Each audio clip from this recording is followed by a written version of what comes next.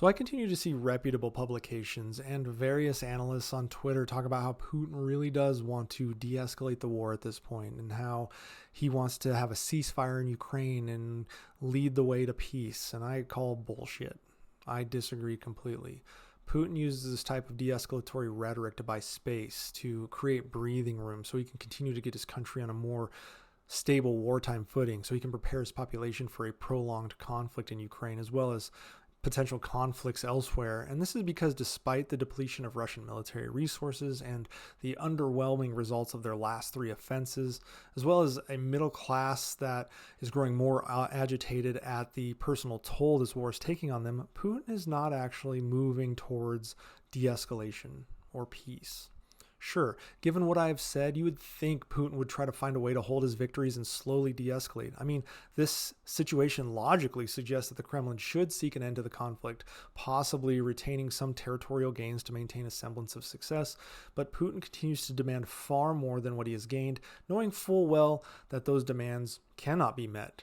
And the frustrating thing is there are leaders around the world, including in the Biden administration, echoing this sentiment of he wants a ceasefire, he wants to de-escalate. U.S. Secretary of State Antony Blinken suggested that Ukraine's successes are pressuring Putin to negotiate an end to this war. No, it's not. And before I get into this, I want to see Ukraine get more support from the U.S. and Europe so they can return to the pre-2014 borders. That is the morally right thing to do. However, assessments on what Putin should do, on his willingness to de-escalate, often overlook one critical thing here.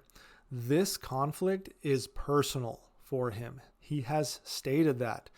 What happened when the Berlin Wall went down and the Soviet Union collapsed stuck with him. It imprinted on his brain like a brand. And this war was initiated by Putin based on his distorted perspective and a disregard for the opinions of the Russian public as well as basic logic. When he sat all of his inner circle in that white room and made them agree to go to war, he forced them to do that based on his feelings, not on logic, not on any kind of military advisement. Ending the war poses a political risk for Putin, while its continuation aligns with his personal strategic objectives of divorcing Russia from the West. Russian society and its elites largely agree with Putin's disdain for the West, as well as the denial of Ukrainian statehood. They actually endorse Russia's perceived right to use military intervention when it sees fit, especially in this situation. However, there is a notable discrepancy between Putin's continued aggressive stance and the Russian public's willingness to bear the cost of this confrontation. Now, opinion polls, which are always difficult to conduct in authoritarian regimes, indicate there's a contradiction in Russian public opinion here. While there is strong support for Putin personally, they also have strong desires to end this war. However, there is an unclear message here. There is no idea of what Russia is willing to do to end the war. Are they willing to relinquish control of certain territories? Probably not.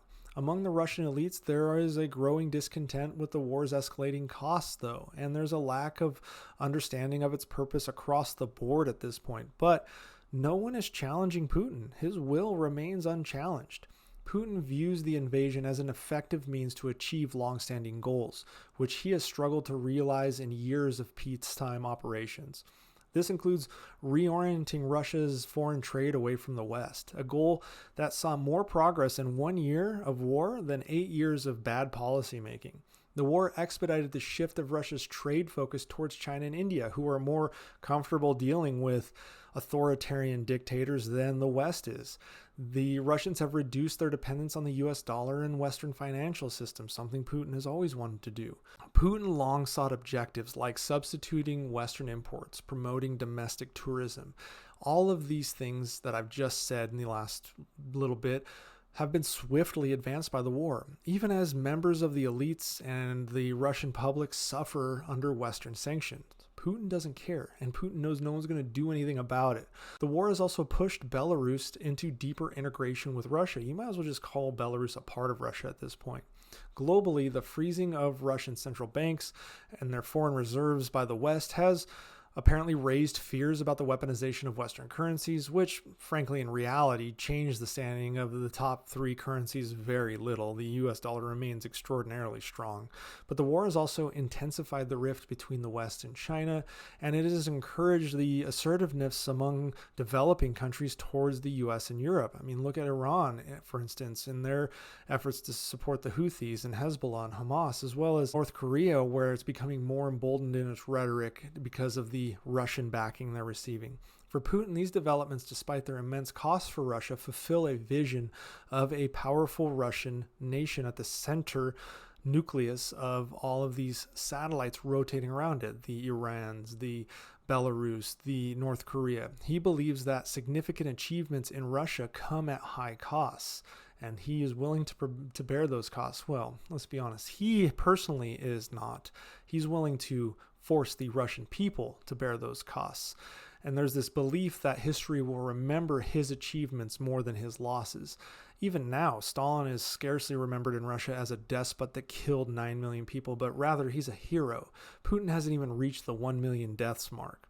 Halting the war, especially if Ukraine continues to see even minor successes such as destroying ships and shooting down aircraft, offers no benefit to Putin personally. It would lead to public scrutiny over the war's purpose and its costs, and it would undermine his position in domestic politics and tarnish his image in history. The end of the war would also diminish his ability to justify the increased repression that he has had under the guise of wartime security.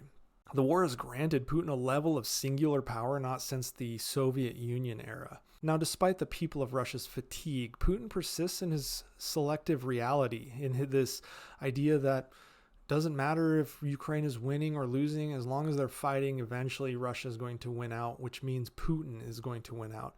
He seeks reasons to escalate the conflict, even if they are fake, and even when he knows they are fake. His recent decisions, from tightening military drafts to boosting weapons production, indicate a preparation for a prolonged war, not a de-escalation. Ukrainian efforts, regardless of their success, seem unlikely to alter Putin's course in this regard. What is even worse is, post-Putin, Russia is unlikely to see any kind of change. There's not going to be any kind of inclination to suddenly have a pro-Western leader. Instead, Putin's successors, likely some loyalist that shares his worldview, may form a collective or may take over as a cautious leader. But the decision-making dynamic could have profound implications for not only Russia's future, but global security and stability. Is the new leader more inclined to push the nuclear button than Putin? Putin has shown restraint in this regard despite massive losses. Would someone else? Does this next person escalate to make a name or cut losses to prevent further Russian suffering?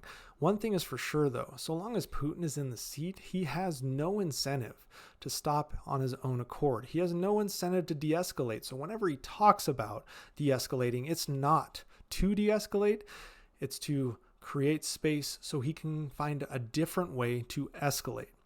The problem is someone else will have to stop him because he's not going to stop himself.